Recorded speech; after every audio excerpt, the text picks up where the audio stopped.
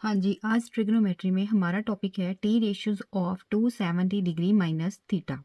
तो हमने आज टी रेशियोज करनी है 270 एंगल पर। ठीक है, अब हम देखते हैं कि 270 जो एंगल है वो कौन से क्वाड्रेंट में आ रहा है हमारे पास एंगल।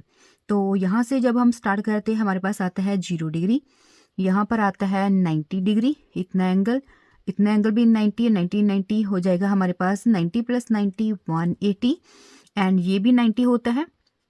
तो 180 प्लस 90 हम करते हैं 270। तो 270 जो एंगल होता है वो यहाँ से लेकर हमारे पास इतना एंगल होता है। ठीक है, ये तो हुआ 270, बट हमने टी रेशियोज करनी है 270 डिग्री माइनस थीटा।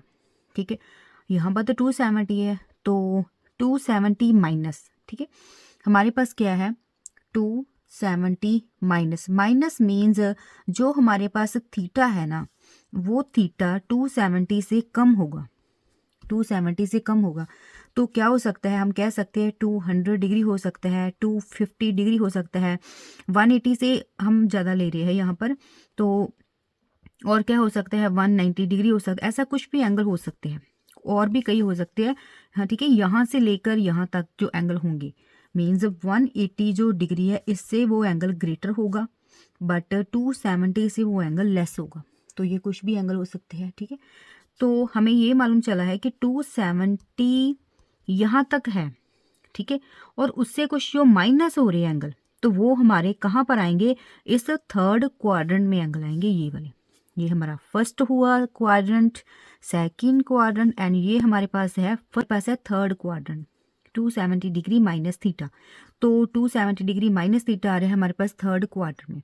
हमें मालूम है जो हमारे पास थर्ड क्वाड्रेंट होता है उसमें हमारे पास जो टी रेशियोज होती है tan theta and cot theta, इन दोनों की वैल्यू क्या होती है, प्लस में होती है। एंड हमारे पास जो बाकी बचते हैं हमारे पास टी रेशियोज, उनकी वैल्यू होती है थर्ड क्वाड्रेंट में नेगेटिव। सो इस एंगल के अकॉर्डिंग हमें मालूम है कि tan एंड कॉट की वैल्यू हमने लिखनी है प्लस में। यहाँ पर tan है, एंगल 270 माइनस है, तो इसकी वैल्यू आएगी प्लस में, कॉट की वैल्यू भी आएगी प्लस में। तो साइन कॉस एंड सीकन कोसीकन यहाँ पर नहीं होते, तो इन सब की वैल्यू मीन्स प्लस के नहीं होते, तो इनकी वैल्यू क्या आएगी यहाँ पर, माइनस की। ये तो हमें पता चला 270 माइनस थीटा से। अब क्या है, हमने ये देखनी है कि जो इनका जो आंसर यहाँ पर अब आएगा, टी रेशियो आएगी जो, वो क्या आ रही है, वो चेंज हो रही है कि नहीं हो रही है। हमें ये भी रिजल्ट मालूम है कि जब हमारे पास एलाइड एंगल 270 माइनस थीटा होता है, मीन्स जहाँ पर 270 होता है, तो जो वो टी रेशियो होती है वो क्या होती है, वो चेंज हो जाती है, वो चेंज होती है। तो कैसे चेंज होती है, हमें मालूम है जो कि साइन जो होता है हमारे पास, साइन थीटा जो साइन होगा उसको हमने लिख देना है कॉस। ठीक है, कॉस थीटा, और जो कॉस होगा उसको हमने लिखना है साइन में। साइन को कॉस में कन्वर्ट करना है, कॉस को साइन में। तो देखो यहाँ पर क्या है, साइन को हमने क्या लिखना है, कॉस थीटा, जो एंगल यहाँ पर होगा वही एंगल हमने यहाँ पर लिखना है। अब यहाँ पर कॉस था, कॉस को हमने क्या लिखना है, साइन थीटा, ये चेंज हो गई। ठीक है, तो अब जो बचा टैन एंड कॉट, टैन को हमने चेंज करना है, टैन जो होगा उसको हमने चेंज करना है कॉट में, यानी कि टेंजेंट को हम कोटेंजेंट में लिखते हैं, और जहाँ पर कोटेंजेंट लिखा होगा तो वहाँ पर हम क्या लिखेंगे, टेंजेंट। तो यहाँ पर टैन है, टैन जब 270 माइनस आ रहा है तो हमने इसको चेंज करना है 270 के लिए कॉट थीटा, ये वाला एंगल यहाँ पर आ रहा है, और कॉट को हमने लिखना है क्या, टैन थीटा। ठीक है, अब क्या है, जो हमारा सीकेंट होता है, जो हमारे पास सीकेंट होता है उसको हमने चेंज कर देना है कोसीकेंट में, वो कोसीकेंट में, और जो कोसीकेंट होता है उसको हमने चेंज करना है सीकेंट में। तो यहाँ पर सीकेंट है, इसका आंसर हमारे पास आएगा कोसीकेंट थीटा, एंड कोसीकेंट है, इसका आंसर आएगा हमारे पास सीकेंट थीटा। तो वेरी इजी। तो हमें हमें क्या आंसर मिला कि जो साइन 270 माइनस थीटा होता है उसका आंसर आता है माइनस कॉस थीटा।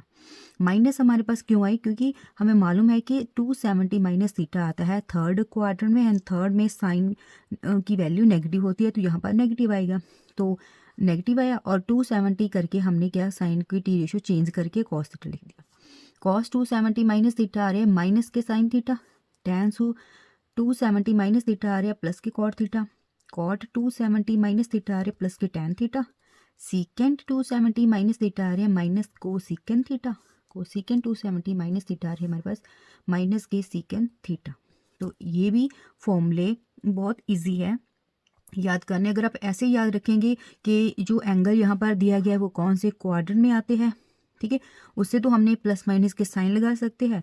और यहाँ पर हमने देख लेना है कि 90 है 270 है तो टी रेशो वो चेंज होती होती है, 180 है एंड 360 है तो टी रेशो चेंज नहीं होती। ऐसे अगर आप याद करेंगे तो ये फार्मूले आप ज़िंदगी भर नहीं भूलेंगे।